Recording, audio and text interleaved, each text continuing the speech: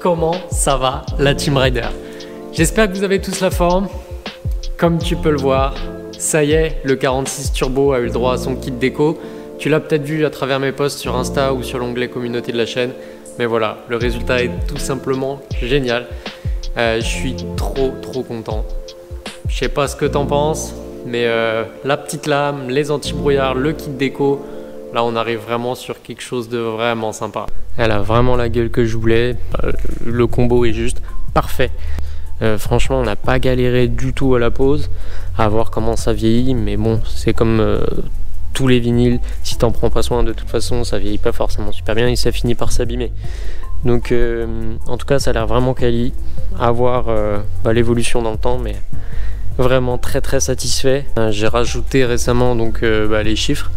J'ai gardé le numéro 11 qui était le premier numéro qui nous a été attribué pour le premier track day avec, qui nous a plutôt porté chance pour son inauguration. Donc voilà, j'ai fait le choix de garder ça en souvenir, on reste là-dessus. Alors j'ai fait des numéros magnétiques, donc tu vois comme ça reste bien à poser sur la carrosserie, et le gros avantage c'est que je peux les enlever si besoin, parce que selon les organisateurs ils peuvent être chiants puisqu'on nous attribue des numéros à chaque roulage. Donc voilà. Pour l'instant, ils sont amovibles, histoire de ne pas être embêtés. Je te remontre un petit peu l'arrière, ce que ça donne. On a revu l'échelle du sticker là pour que ça passe pile poil sur la plaque d'immatriculation, parce qu'il était légèrement plus grand et ça fitait pas très bien. Donc voilà, on s'est permis quelques petites modifications. Donc voilà, un énorme merci aux potos qui m'ont aidé à faire la pose, qui m'ont grandement aidé à faire la pose.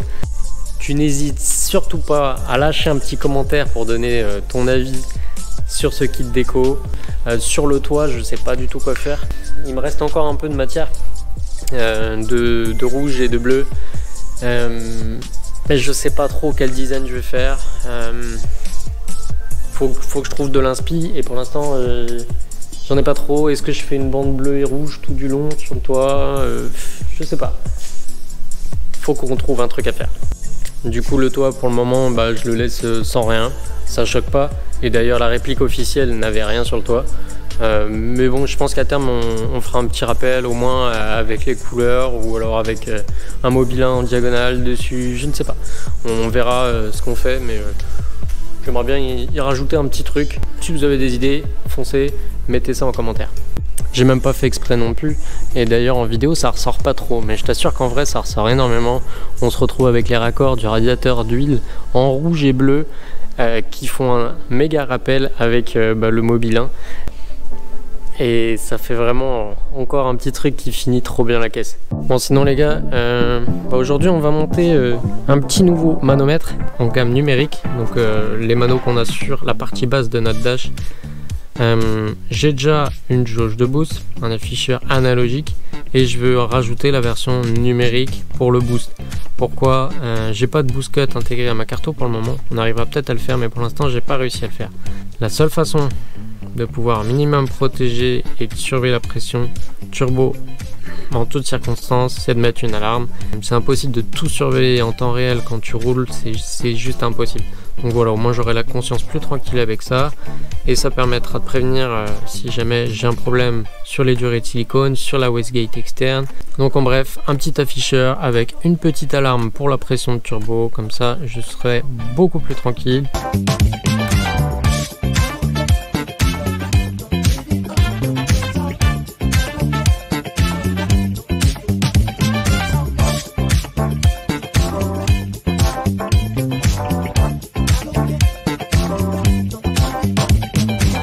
Alors là les gars, on commence vraiment à avoir un dashboard du futur.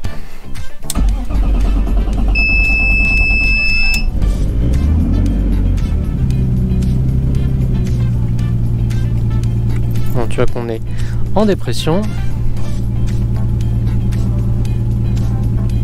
Petite dépression à moins 0,7. On est relativement cohérent par rapport à notre afficheur analogique.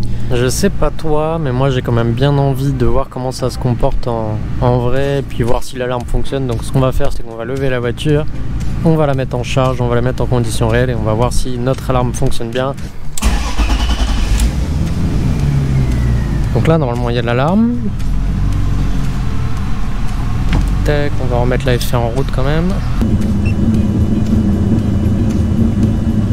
Ah ouais. Je vais le mettre à 0,2 bar, comme ça on est sûr. Je revérifie une dernière fois. Voilà. Normalement on a une alarme à 0,2 bar, ça devrait marcher.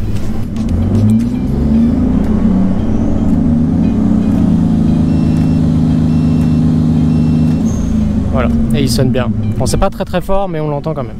Voilà pour ça les gars, le manomètre de pression de turbo numérique, il est en place. On aura pu le tester, l'approuver, le mettre en conditions réelles sur le pont et voir si le seuil d'alarme fonctionnait correctement.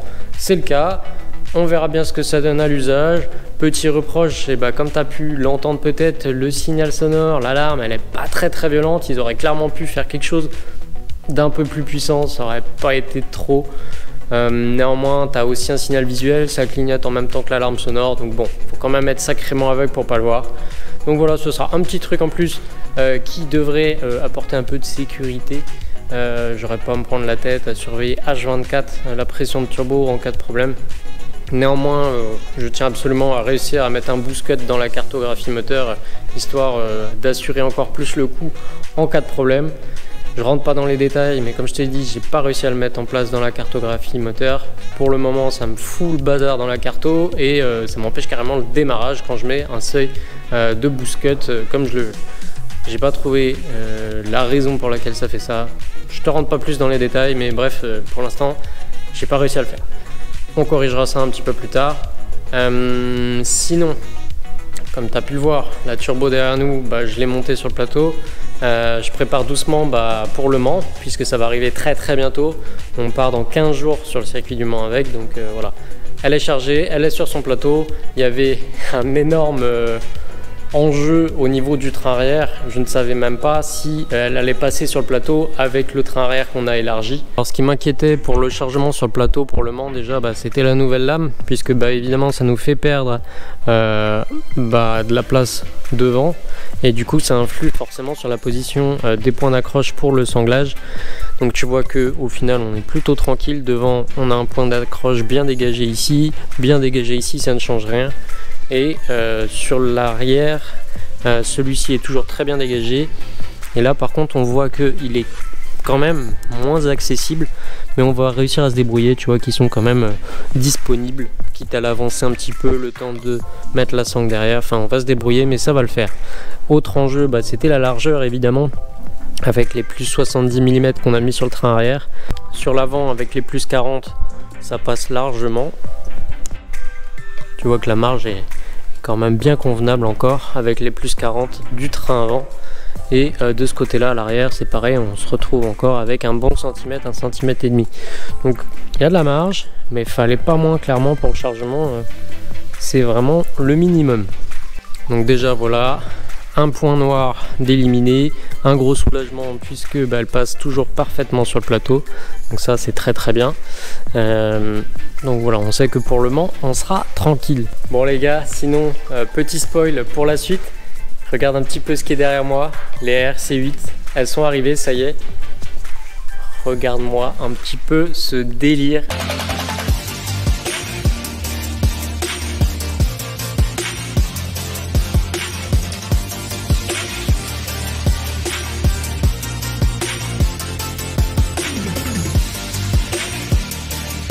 Donc la largeur, elles sont sacrément badass. On est sur du 10 de large pour le train arrière.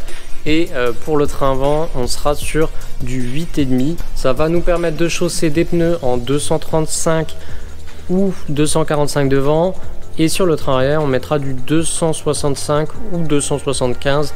On verra en Smith Slick. Bref, ça nous permettra d'avoir théoriquement une bonne motricité et de pouvoir passer les chevaux et le couple au sol. Donc voilà, très hâte de pouvoir les monter.